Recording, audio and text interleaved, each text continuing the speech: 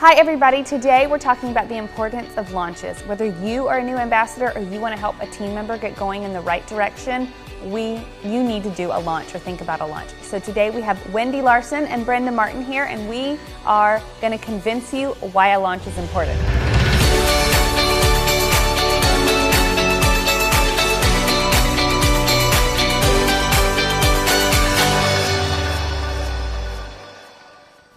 Hi everybody, thanks for having me on, you guys. I think when I first started my business, I didn't even realize the importance of a launch until I did my very first one.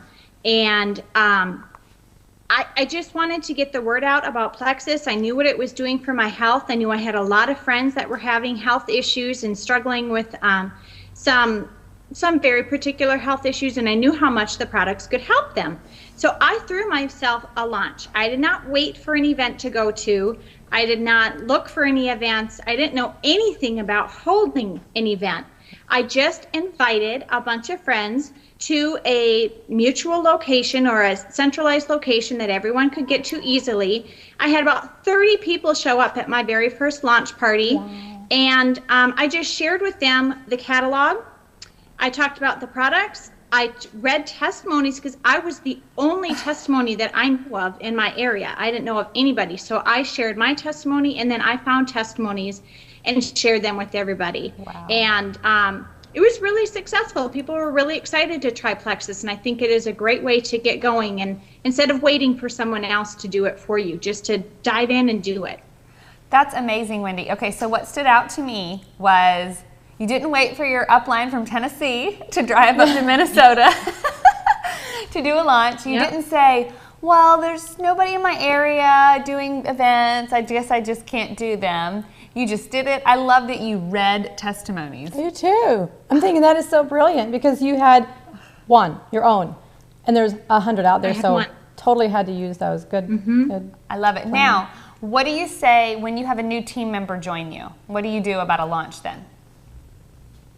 Well, when I have a new team member join me, I usually offer them to do a launch in their home. And we try to make it as comfortable as possible for the host, and just let them know that I'm not here to sell your friends anything. I have no product with me. We'll let them try the pink drink. We'll let them look at the catalogs. There's instructions in the catalogs on how to order if they feel like it. And I just talk about the products, share more testimonies, and they can either decide at that moment if they want to do something or go home and pray about it or ponder on it with their husbands or whatever. There's absolutely zero pressure. And I think women look for an excuse to get together and hang out and fellowship. So I think it's a great idea. Yes, awesome. Do you also go over the business at your launches? I do a little bit. Yep, I touch on it just enough to intrigue them, but not to overwhelm them. Exactly. Show them the vision for what this can be, right? Exactly. Yep, okay, Brenda, tell us about one of your favorite launches.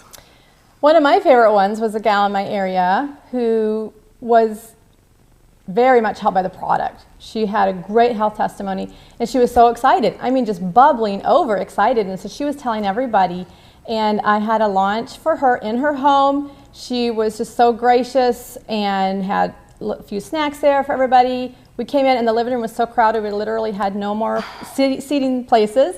And we had her testimony and mine and one other small one from someone who had just started the product.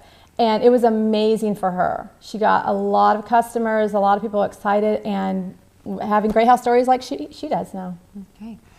Okay, so you just heard about several different ways to do launches. Now, each of us are going to offer some tips. I'm going to say one of my top tips is to promote. Promote in different ways. If you're the brand new ambassador, call people, invite people in person, whether with a personal message or a text and a phone call. You could even do handwritten invites.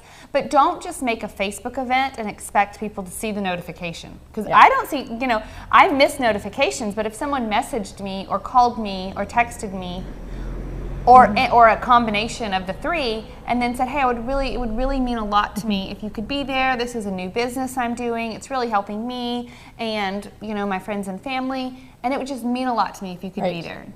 What are some tips on getting people to the launches? Well, I agree with that one because sometimes you see the invitation and you're like thinking, is this going to work for me? And you forget about it. So it's also like a reminder for them. Also, if you're doing a Facebook event, invitation page to post stories or whatever, little tidbits on there every few days, and especially as the time comes closer, to be reminding them, mention, hey, this is coming up in 3 days, that type of thing. But the personal contact, you really can't beat that. That's right.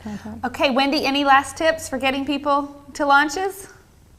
Yeah, I just want to share, I just really want to encourage you guys to not be afraid to jump out there and be your own pioneer in your area.